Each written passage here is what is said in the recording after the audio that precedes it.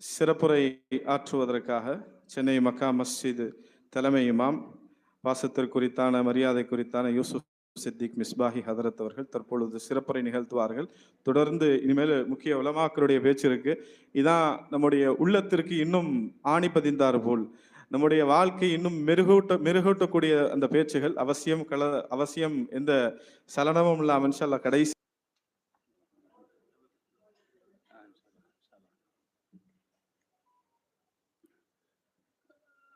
அல்ஹம்துலில்லாஹி ரப்பில் ஆலமீன் வஸ்ஸலாத்து வஸ்ஸலாமு அலா ரசூலிஹில் அமீன் வ அலா ஆலிஹி வ அஸ்ஹாபிஹி அஜ்மஈன்.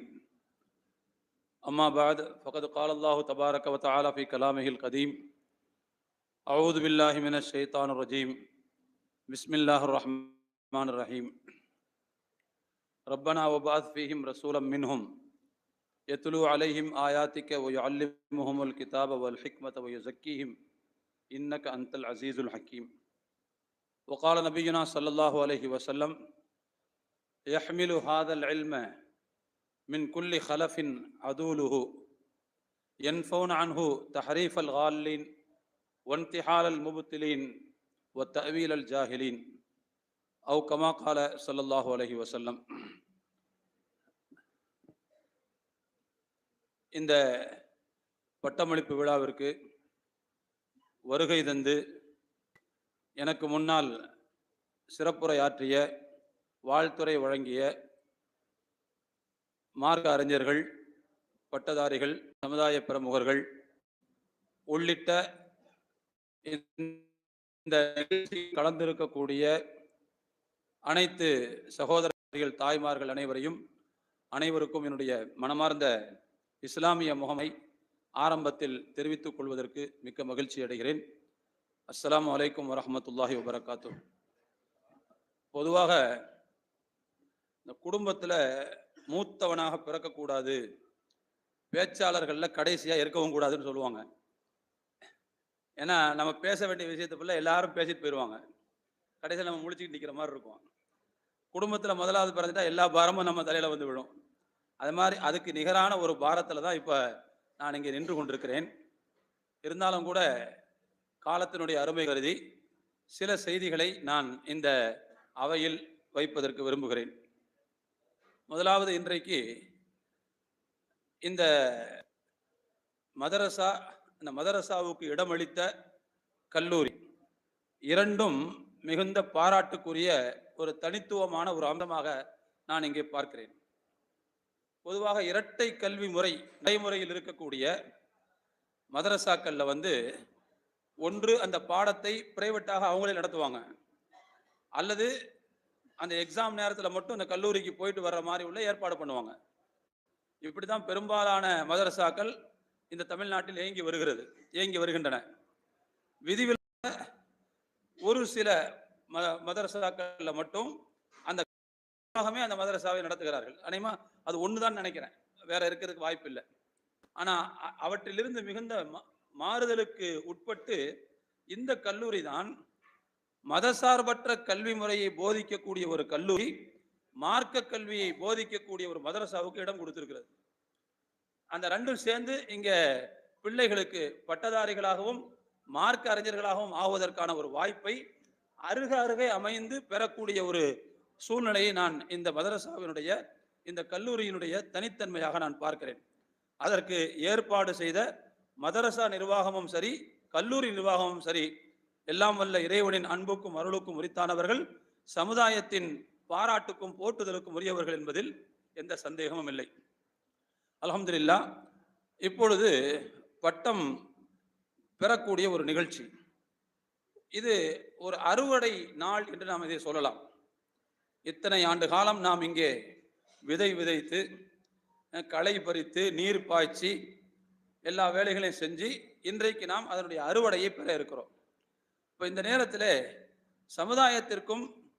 சமுதாயத்திற்கு பயன்படக்கூடிய ஆலிம்களாக செல்லக்கூடிய இந்த புது இளம் ஆலிம்களுக்கும் இவர்களை வரவேற்பதற்காக தயாராக இருக்கக்கூடிய சமுதாயத்திற்குமாக சேர்த்து நான் சில விஷயங்களை சொல்ல வேண்டியது இருக்கிறது. முதலாவது, இந்த ஆலிம்களுக்கு நான் சொல்லக்கூடிய செய்திகளில் மிக முக்கியமானதாக நான் இதை கருதுகிறேன். நாம் பெற்ற கல்வி, அந்த கல்வியானது நமக்கு மிகப்பெரிய பாக்கியம் என்று நாம் கருத வேண்டும். மார்க்க அறிவை பெற்ற சிலரை இன்றைக்கு நான் வெளியிலே பார்க்கிறேன். என்னத்தை ஓதணும், என்னத்தை படித்தோம் அப்படிங்கிற மாதிரி ஒரு தாழ்வு மனப்பான்மையோடு, ஒரு விரக்தி மனப்பான்மையோடு, நிச்சயமற்ற தன்மையோடு இருப்பதை நான் பார்க்கிறேன். இல்லை, அப்படி தாழ்வு மனப்பான்மைக்கு போகக்கூடிய அளவுக்குள்ள ஒரு கல்வியை நமக்கு மதரசா தரவில்லை. தலை நிமிர்ந்து நெஞ்சு நிமிர்த்தி நிற்கக்கூடிய அளவிற்கான ஒரு கல்வியைத்தான் இந்த மதரசாக்கள் நமக்கு வழங்கி இருக்கின்றன என்கின்ற பெருமிதம் முதலாவது நம் அனைவருக்கும் வர வேண்டும். நாம் பெற்ற கல்வியின் மீது நமக்கு மதிப்பும் மரியாதையும் பெருமதியும் வேல்யூ இருக்கணும். அதை மதிக்க நமக்கு தெரியணும். இது முதலாவது விஷயம். நீங்களாம் கேள்விப்பட்ட விஷயமாக தான் இருக்கும்னு நினைக்கிறேன். அப்பாசிய ஹலீஃபாக்கள் 5வது நபர் ஹாரூன் ரஷீத் அவருக்கும் இமாம் மாலிக் ரஹ்மத்துல்லாஹி அவர்களுக்கும் இடையிலான அந்த உரையாடலை நீங்கள் கேள்விப்பட்டிருப்பீர்கள். ஒரு தடவை மன்னர் ஹாரூன் ரஷீத் இமாம் மாலிக் ரஹ்மத்துல்லாஹி அவங்கள்ட்ட கேட்குறாங்க, எங்கள் வீட்டுக்கு வந்து எனக்கு ஓதி தர முடியுமான்னு கேட்குறாரு. எங்கள் வீட்டுக்கு வந்து ஓதி தர முடியுமா? இயற்கையிலேயே ஹாரூன் ரஷீத் மார்க்க ஞானத்தின் மீது சற்று ஈடுபாடு கொண்டவர். அதனால இமாம் மாலிக் ரஹ்மத்துல்லாஹி அவங்கள்ட்ட வந்து கேட்குறாங்க, எங்கள் வீட்டுக்கு வந்து ஏன் ஓதி தரக்கூடாது நீங்க? அப்போ இமாம் மாலிக் ரஹ்மத்துல்லாஹி அவர்கள் என்ன சொன்னார்கள்? அல் இல்மு யுத்தா வலா அல் இல்மு யதி இலைஹி.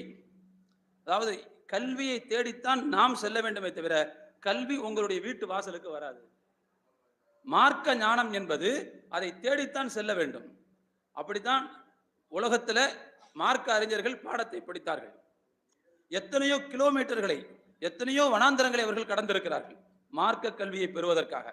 அப்போ கல்வி என்பது உங்களுடைய வீடு தேடி வராது. மாறாக நீங்கள் தான் அந்த கல்வியை படிப்பதற்கு அதனுடைய இடத்தை தேடி வர வேண்டும் என்று சொன்னார். அதே மாதிரி ஹாரூன் ரஷீத் இமாம் மாலிக் ரஹ்மத்துல்லாஹி அவருடைய கல்வி வகுப்புக்கு வருவார். ஒரு முறை வந்தார், அசருக்கு பிறகு வந்தார். இமாம் மாலிக் ரஹ்மத்துல்லாஹி அவர்கள் ஹதீஸ் பாடம் நடத்தி கொண்டிருந்தார்கள். அப்பொழுது பாடத்துக்கு வந்தவர், கூட்டம் ஃபுல்லா இருந்துச்சு. அதனால என்ன செஞ்சாருன்னா அந்த கூட்டத்தினுடைய கடைசியில் உட்கார்ந்திருந்தார். எப்படி உட்கார்ந்தாருன்னா, அவருடைய பணியாளர்கள் எல்லாம் அவருக்கு ஒரு நாற்காலியை கொண்டு வந்து வைத்தார்கள். அந்த நாற்காலியின் மீது அமர்ந்து கொண்டிருந்தார். மாணவர்கள்லாம் உட்கார்ந்து கீழே உட்கார்ந்து இருக்கிறாங்க. உஸ்தாது பாடம் நடத்திக்கிட்டு இருக்கிறாங்க. இவர் நாற்காலியில் உட்கார்ந்து பாடத்தை கவனிக்கிறார். இமாம் மாலிக் ரஹ்மத்துல்லாஹி அவர்கள் உடனே பாடத்தினுடைய போக்கை மாற்றி ஒரு செய்தியை சொன்னார்கள். மன் தவாதஅ ரஃபஹுல்லாஹ் வமன் தகப்பர வதஅஹுல்லாஹ். யார் பணிவோடு நடந்து கொள்கிறாரோ அவரை அல்லாஹ் உயர்த்துவான், யார் தற்பெருமையோடு நடக்கிறாரோ அவரை அல்லாஹ் தாழ்த்தி விடுவான் என்று அந்த இடத்திற்கு தோதுவான ஒரு ஹதீஸை, ஆனால் நடத்தி கொண்டிருந்த பாடத்திற்கு வெளியே ஒரு செய்தியை சொன்னார்கள். தன்னைத்தான் சொல்கிறார் என்பதை ஹாரூன் ரஷீத் புரிந்து கொண்டு நாற்காலியை அகற்ற சொல்லிவிட்டு கீழே உட்கார்ந்து பாடம் படித்தார் என்கின்ற வரலாற்றை நமக்கு அப்பாசிய ஹலீஃபாக்களுடைய வரலாற்றிலிருந்து நாம் படிக்கிறோம். என்னன்னா, நம்முடைய கல்வியின் மீது முதல் நமக்கு மரியாதை இருக்க வேண்டும், மதிப்பு இருக்க வேண்டும். அப்படிப்பட்ட கல்வியைத்தான் நாம் படைத்திருக்கோம். எனக்கு முன்னாடி பேசின பெருமக்கள் சொன்னார்கள், இந்த கல்வி என்பது உலகத்துல வேறு எந்த கல்விக்கும் இல்லாத தனிச்சிறப்பு இது. இப்போ உதாரணமா தத்துவத்துக்கு பேர் போனவர் சாக்ரட்டிஸ். சாக்ரட்டிஸினுடைய ஒரு தத்துவத்தை இன்றைக்கு ஒருவர் சொல்கிறார் என்றால் அவர்கிட்ட அந்த தத்துவம் எப்படி வந்து சேர்ந்துச்சு? அந்த வரலாறு அவங்கள்ட்ட கிடையாது. எனக்கு இவர் சொன்னார், அவருக்கு இவர் சொன்னார், அவருக்கு அவர் சொன்னார், அவருக்கு அவர் சொன்னார், அப்படியே சாக்ரட்டிஸ் போய் முடியறதுக்கு இவங்கள்ட்ட இந்த சங்கிலி தொடர் கிடையவே கிடையாது. அதே போலத்தான் இன்னைக்கு இருக்கக்கூடிய எல்லா துறை சார்ந்த அறிவு ஞானமும் ஆரம்பத்தில் எப்படி அதை உருவாக்கினாரோ அவர்கிட்ட போய் முடியக்கூடிய சங்கிலி தொடர் நமக்கு தெரிந்தவரை இங்கே கிடையவே கிடையாது. ஆனா ஒன்றே ஒன்றுக்கு மட்டும் இங்கே சங்கிலி தொடர் இருக்கிறது. அது ஜிப்ரீல் வரைக்கும் போய் சேரும்.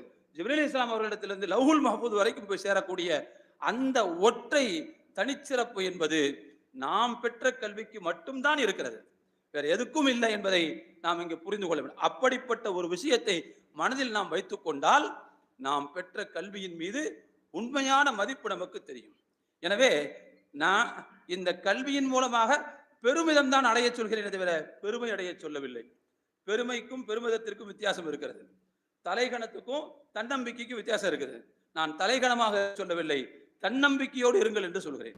இது நம்மை காப்பாற்றும் என்கின்ற நம்பிக்கையோடு நாம் இருக்க வேண்டும். இது முதலாவது செய்தியாக இங்கே நான் தெரிவித்துக் கொள்ள ஆசைப்படுகிறேன். அடுத்து இன்னொரு செய்தியை உங்களுடைய சமூகத்துக்கு நான் தெரிவிக்க விரும்புகிறேன். நாம் படித்திருக்கிறோம், இங்கே ஒரு சிலபஸுக்கு உட்பட்டு ஒரு ஃப்ரேம், இந்த இவ்வளவுதான் படிக்கணும்னு ஒன்று இருக்குது. இந்த கிதாபுல இத்தனை பக்கம், இந்த கிதாபுல இத்தனை பக்கம், அவ்வளவுதான் படிச்சிருப்போம். அதுக்கு மேல இங்க படிச்சிருக்க மாட்டோம். ஏன்னா அதுக்குள்ளதான் நமக்கு எக்ஸாம் வரும், அதுக்கு வெளியில எக்ஸாம் வராது. அப்போ ஒரு சிலபஸுக்கு உட்பட்டு நாம் இங்கே படித்திருக்கிறோம். இங்கே படித்தது என்பது ஒரு வரையறைக்கு உட்பட்ட கல்வி. ஆனா நாம் படிக்க போகின்ற உண்மையான கல்வி என்பது சமுதாய மட்டத்தில் தான் இருக்கிறது, சமுதாய வீதியில் தான் இருக்கிறது. இங்கே நாம் பெற்ற கல்வியை இந்த புத்தகம் நமக்கு சொல்லிக் கொடுத்தது. ஆனால் வெளியிலே நாம் பெறப்போகின்ற கல்வியை மனிதர்கள் சொல்லிக் கொடுப்பார்கள். நாம் மனிதர்களிடமிருந்து கல்வியை பெற வேண்டிய அந்த சூழல் சமுதாயத்திலே கால் வைக்கும் போதுதான் நமக்கு வரும். எனவே நாம் தொடர்ச்சியாக கல்வியில் ஈடுபட்டு கொண்டிருக்க வேண்டும். அறிவை பெருக்கிக் கொள்ளக்கூடிய வேலையை இந்த பள்ளிக்கூடத்தினுடைய வளாகத்தோடு, மதரசாவினுடைய வளாகத்தோடு, கல்லூரியின் வளாகத்தோடு நாம் முடித்து விடக்கூடாது. அதை தாண்டி நாம் தொடர்ந்து நம்முடைய அறிவை பெருக்கிக் கொண்டே இருக்க வேண்டும், வளர்த்து கொண்டே இருக்க வேண்டும். அது காலத்தின் தேவை. ஒரு விஷயத்தை புரிஞ்சுக்க, நான் ஏற்கனவே கூட போன வருஷம் கூட இங்கே சொன்னேன். நாம் இப்ப நம்ம பட்டம் பெற்று போறோம்ல, இது அரபியில என்ன சொல்லுவாங்கன்னு சொன்னா, மக்கள் யாராவது வேற உலமாக்கள் பார்த்தா எங்க ஃபாரிகுன்னு தான் கேட்பாங்க. எங்க ஃபாரிகானீங்கன்னு கேட்பாங்க. ஃபாரிகுங்கிறதுக்கு என்ன அர்த்தம்? ஃபாரிகுன்னா என்ன அர்த்தம்? எங்க ஓய்வு பெற்றீர்கள்னு அர்த்தம் இருக்கு. அதாவது படிச்சீங்களே, அந்த படிப்புல இருந்து எப்போ ஓய்வு பெற்றீங்க. ஓய்வுனால என்ன அர்த்தம்னா அடுத்து படிக்கணும்னு அர்த்தம். எங்க நீங்க கம்ப்ளீட் பண்ணீங்கன்னு கேட்க மாட்டாங்க, எங்க நீங்க ஓய்வு பெற்றீங்க அப்படிதான் கேட்பாங்க நம்ம அரபியில. அப்ப எனவே இன்றைக்கு நாம் படித்து முடிக்கவில்லை, ஒரு அளவுக்கு படித்திருக்கிறோம், சற்று ஓய்ந்திருக்கிறோம். அடுத்து நம்ம படிப்பை தொடர வேண்டியது இருக்கிறது. நாம் படித்து முடித்து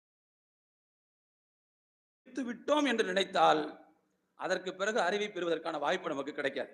நாம் படித்து கொண்டிருக்கிறோம், அந்த ப்ராசஸ்ல இருந்துகிட்டு இருக்கிறோம் அப்படிங்கிற எண்ணம் இருந்தால் மட்டும்தான் நாம் அடுத்தடுத்த அறிவை விருத்தி செய்து கொள்ள முடியும்.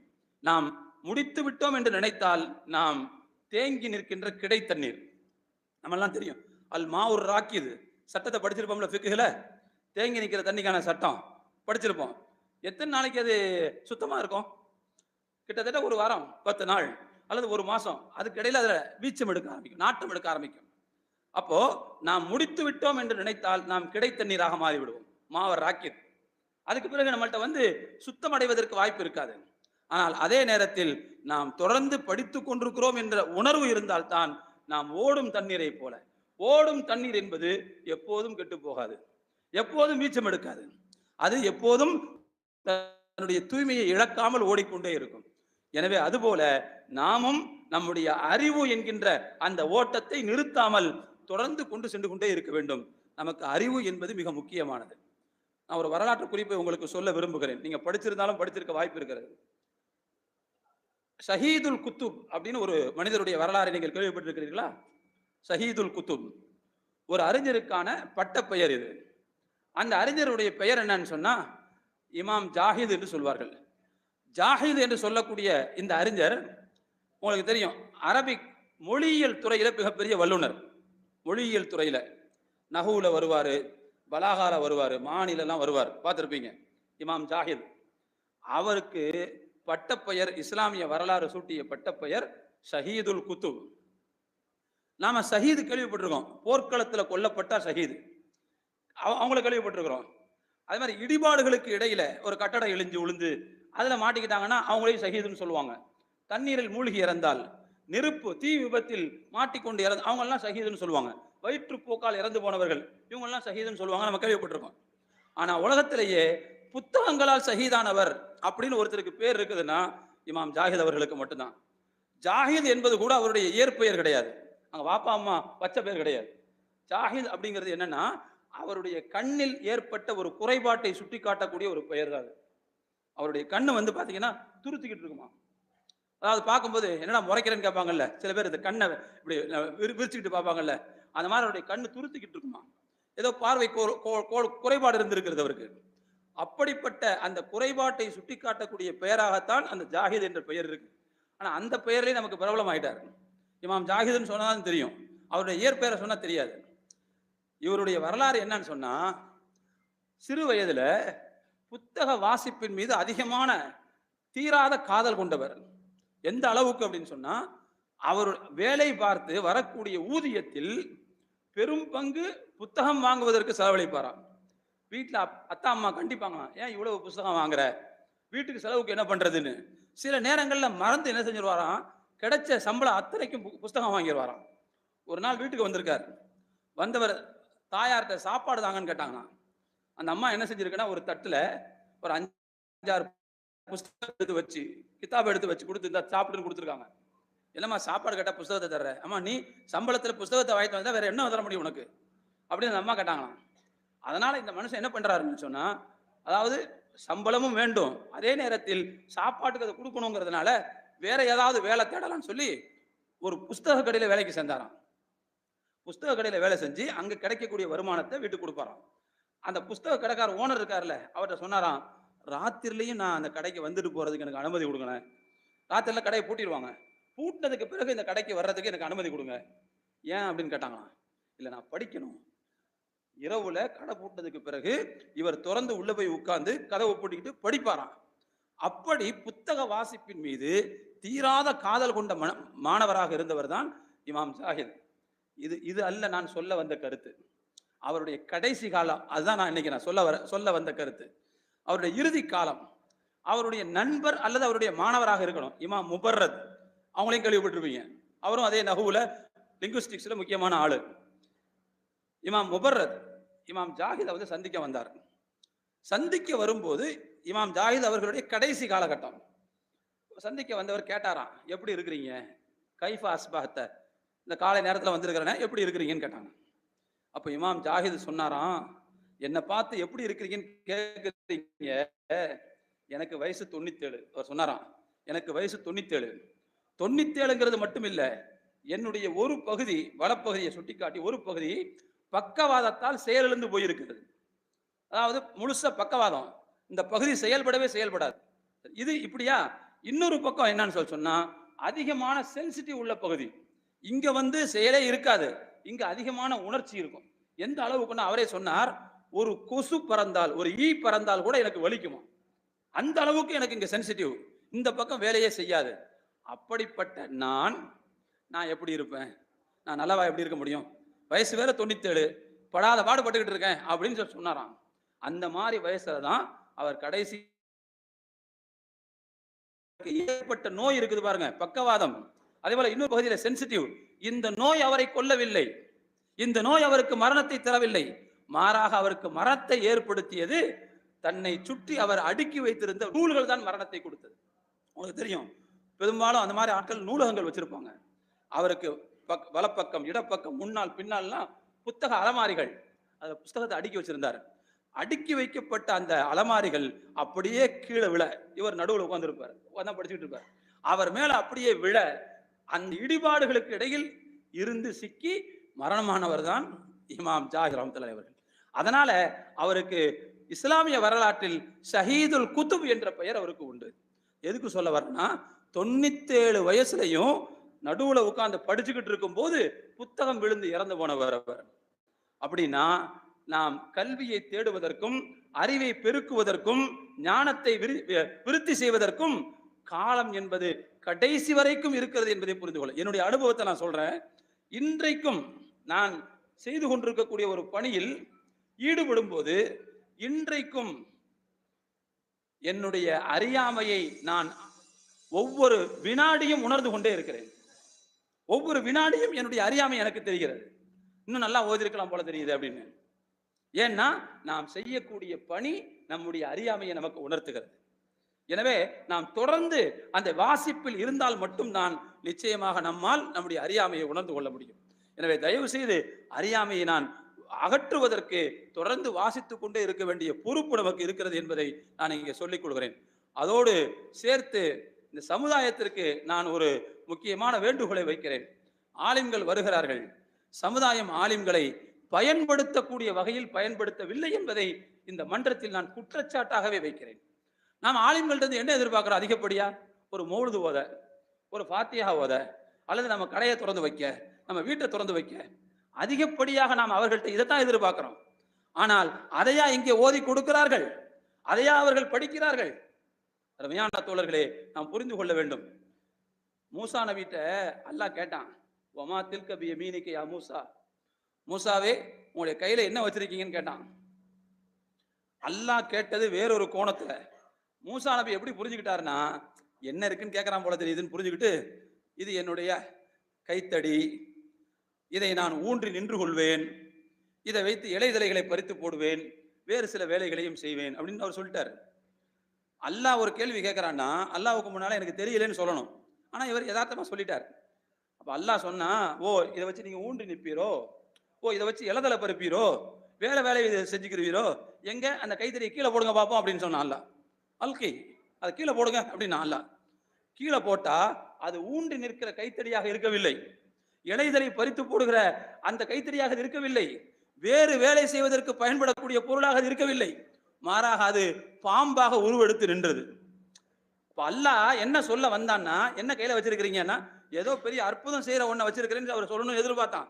ஆனா அவங்க அதை சொல்லல, அல்லாஹ் அதை செஞ்சு காட்டினாங்க. அதே மாதிரி தான் இன்றைக்கு இந்த உலமாக்களுடைய கையில் வழங்கப்பட இருக்கக்கூடிய அந்த சனதை வந்து இந்த சமூகம் எப்படி மூசா நபி கைத்தறியை புரிஞ்சுக்கிட்டாரோ அது போலதான் புரிஞ்சு வச்சிருக்குது. நம்ம வீட்டுக்கு ஓத வருவாங்க, நம்ம பிள்ளைங்களுக்கு ஓதி கொடுப்பாங்க, முன்னாள் நின்று தொழு வைப்பாங்க, இதுதான் அவங்களுடைய வேலை அப்படிங்கிற மாதிரி நினைச்சுக்கிட்டாங்க. அதையும் தாண்டி அவர்கள்ட்ட வேலையை வாங்க வேண்டிய தேவை இருக்கிறது.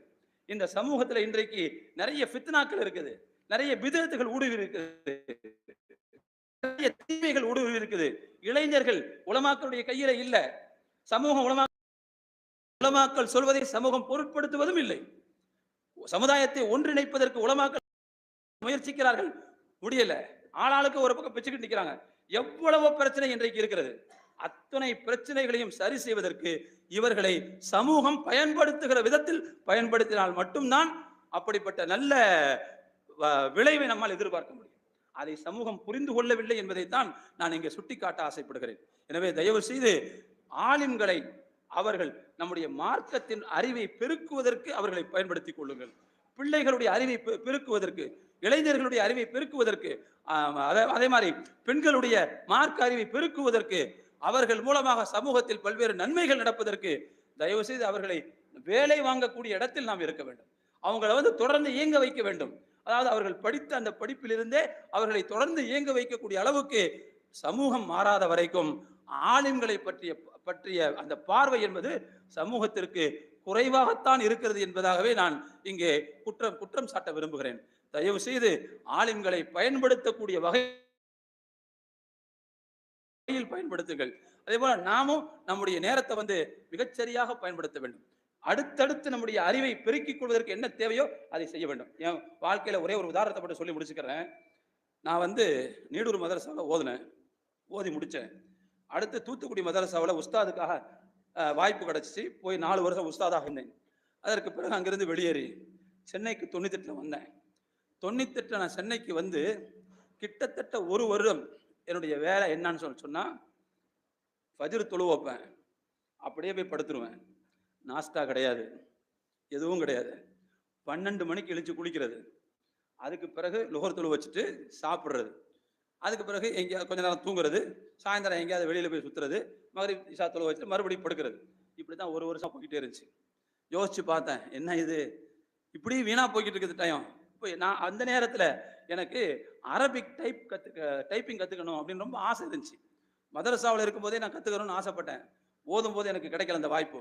ஆனால் ஓதி கொடுக்கும்போது அந்த மதரசாவில் டைப் ரைட்டிங் மிஷின் இருந்துச்சு, கற்றுக் கொடுக்கறதுக்கு ஆள் இல்லை. நானே எடுத்து இந்த 2 விரலை வச்சு தான் டைப் அடிப்பேன். எல்லாம் 4 விரலை வச்சு அடிப்பாங்க இல்லையா, 4-5 விரலை வச்சு அடிப்பாங்க, 10 விரலை வச்சு அடிப்பாங்க. நான் இந்த 2 விரல் தான், இதை தான் வச்சு அடிச்சுட்டே இருப்பேன். அங்கே இருக்கிறவங்க நான் தான் டைப்பிங் ரொம்ப அடிக்கிறவன்னு நினச்சிக்குவாங்க. எல்லாரும் அவங்களுடைய கொஸ்டின் பேப்பரை ப்ரிப்பேர் பண்ணுறதுக்கு என்கிட்ட தான் கொண்டு வந்துருவாங்க. ஆனால் நான் 2 விரல் ஆள் தான், 10 விரல் ஆள் கிடையாது. அப்படி தான் இருந்துச்சு. ஆனால் சென்னைக்கு வந்த பிறகு அதை முறையாக கற்றுக்கணும்னு ஆசைப்பட்டேன். அந்த நேரத்தில் இதை கற்றுக்கொண்டால் நமக்கு என்ன வரும், என்ன லாபம் கிடைக்கும், என்ன வேலை கிடைக்கும், என்ன காசு கிடைக்கும் அப்படின்னு நான் யோசிக்கலை. போய் கற்றுக்கிட்டோம். கற்றுக்கொண்டிருக்கின்ற அந்த நேரத்தில் தான் திடீர்னு எனக்கு ஒரு வாய்ப்பு ஒன்று வந்தது. என்ன அப்படின்னா, புகாரி முஸ்லீம்லாம் மொழிபெயர்த்து கொண்டிருக்கக்கூடிய அந்த இடத்துல நீங்கள் டைப்பிங் கற்றுக்கிறீங்கன்னு கேள்விப்பட்டோம், கம்ப்யூட்டர் கற்றுக்கிறேன்னு கேள்விப்பட்டோம், நீங்கள் டிடிபிக்கு வாங்கன்னு சொல்லி எனக்கு டிடிபிக்காக கூப்பிட்டாங்க. சரின்னு சொல்லி போய் அங்கே கூட கொஞ்சம் கற்றுக்கிட்டோம். டிடிபி செய்கிற அளவுக்கு அங்கே கொஞ்சம் கற்றுக்கிட்டோம். திடீர்னு நம்முடைய சூழ்நிலையெல்லாம் பார்த்துட்டு மரியாதைக்குரிய ஹான்பாக்கவி அவர்கள், ஏன்பா நீ இப்னு கசீரை மொழிபெயர்த்தா என்னப்பா அப்படின்னு கேட்டாங்க. நான் சொன்னேன், அதை மொழிபெயர்க்கிற அளவுக்கு எனக்கு திறமை இருக்கான்னு எனக்கு தெரியல. ஆனால் என்ன நீங்கள் ரொம்ப பெருசாக நினைக்கிற மாதிரி தெரியுது. என்ன ஓவர் கால்குலேஷன் பண்ணுறீங்க என்ன. நீங்கள் எதிர்பார்க்கறது என்கிட்ட இல்லட்டா நம்ம 2 பேருடைய நட்பே இல்லாமல் போயிடும் போல எனக்கு பயமாக இருக்குது, வேணான்னு சொல்லி சொன்னேன். அவங்க ஒரு சொன்னாங்க, இல்லை ஒரு 10 பக்கத்தை மொழிபெயர்த்து கொண்டு வா, அதுக்கு பிறகு நான் சொல்கிறேன் உன்னால் முடியுமா முடியாதான்னு சொல்லி சொன்னாங்க. அதுக்கு பிறகு போய் கொடுத்தோம். சரின்னு சொல்லி அதுக்கு பிறகு என்ன செஞ்சாங்கன்னு சொல்லி சொன்னால் மொழிபெயர்ப்பதற்கு சேர்த்தார்கள். சேர்த்து முடிச்சதுக்கு பிறகு நான் கிட்டத்தட்ட பக்ரா சூராவில் ஒரு 220 வசனங்கள் மொழிபெயர்த்து வச்சிருந்தேன். மேலாய்வு செய்வதற்கு எடுத்தாங்க. எடுத்து மொதல் ஃபைலு ஒரு 10-20 பக்கம் தான் மொதல் ஃபைலு. அந்த ஃபைலில் வந்து இங்கிருந்து ஒரு கோடு, இங்கிருந்து ஒரு கோடு, இப்படி ஒரு கோடு, இப்படி ஒரு கோடு. அதுக்கு என்ன அர்த்தம்? என்ன அர்த்தம்? தப்புன்னு அர்த்தம். அதாவது அவ நீ மொழிபெயர்க்கிறதுக்கு பரவாயில்லப்பா, உனக்கு திறமை இருக்குன்னு சொல்லி சேர்த்துட்டு மொதல் ஃபைல வந்து பார்க்கும்போது இப்படி தப்பு போட்டு வச்சிருக்காங்க. நான் 220 வசனம் மொழிபெயர்த்துட்டேன் தப்சீரோட சேர்த்து, தப்பு போட்டு வச்சிருக்காங்க. அதுக்கு பிறகு ஒரு ஃபைலை எப்பா இதே மாதிரி எல்லாத்தையும் திருத்தி கொண்டு வா அப்படின்னாங்க. அதற்கு பிறகு அவர்கள் சொல்லிக் கொடுத்த அந்த தவறுகளை திருத்தி கொண்டு மறுபடியும் அந்த 220 வசனமும் கம்ப்யூட்டர்ல வச்சே திருத்தி அதுக்கு பிறகு கொண்டு போய் கொடுத்தேன். நான் இதை என்னுடைய பெருமையை பறைசாற்றுவதற்கு சொல்லவில்லை. நான் என்ன சொல்ல வரேன்னா, ஆரம்பத்துல நானும் தூங்கி தூங்கி காலத்தை கழித்தவன் தான். ஆனா ஒரு நேரத்துல நம்ம இப்படி இருக்கக்கூடாதுன்னு நினைச்சு நான் நமக்கு பின்னால என்ன நன்மை கிடைக்கும்னு எதிர்பார்த்தெல்லாம் போய் சேரல. அந்த கம்ப்யூட்டர் சென்டர்ல ஏதாவது ஒண்ணு கத்துக்குவோம் அப்படின்னு போனவன் தான். ஆனால் அது இன்றைக்கு என்னுடைய வாழ்க்கையில் புகாரி, முஸ்லிம், ஜாமிஉ திர்மிதி, இப்னு கசீர், இப்போ முஸ்னத் அஹ்மத் வரைக்கும் வந்து நிற்கிது. எனக்கு பெரிய விஷயம் என்னன்னு சொன்னா, தமிழ்நாட்டில இருந்து நிறைய ஆலிம்கள் ஏதாவது ஒரு ஹதீஸ் வேணும்னா அவங்க கேட்கிற ஆட்களை நான் ஒருத்தனா இருக்கிறேன். நிறைய பேர்ட்ட கேட்பாங்க, அவங்க கேட்கிற ஆட்களை நான் ஒருத்தனா இருப்பேன். பெரும்பாலும் அவங்க சொல்லும் போது அந்த ஹதீஸை தேடி எடுத்து கொடுக்குற ஆளாக நான் இன்னைக்கு இருந்துகிட்டு இருக்கேங்கிறத இது நமக்கு தந்ததை எது அப்படின்னு சொன்னா, நாம் தொடர்ந்து ஒரு முயற்சியில் ஈடுபட்டது தான் என்பதை இந்த நேரத்தில் தெரிவித்துக் கொள்கிறேன். அப்படிப்பட்ட தொடர் முயற்சி உள்ளவர்களாக இந்த ஆலிம்கள் திகழுவார்கள் என்கின்ற நம்பிக்கை எனக்கு இருக்கிறது. இந்த ஆலிம்களை சமுதாயமும் பயன்படுத்த வேண்டிய முறையில் பயன்படுத்த வேண்டும் என்ற கோரிக்கையை இந்த நேரத்தில் வைத்துக்கொண்டு, எல்லாம் வல்ல இறைவன் இந்த ஆலிம்களுக்கு அவர்களுடைய எதிர்காலத்தை சிறப்பானதாக ஆக்கியருள் புரிவானாக. மேலும் மேலும் அவர்களுடைய அறிவை அல்லாஹ் விருத்தி செய்தருள் புரிவானாக. சமூகத்திற்கு பயனுள்ள நல்ல ஆலிம்களாக அல்லாஹ் இவர்களை அங்கீகரிப்பானாக என்று துஆ செய்தவனாக வாய்ப்பு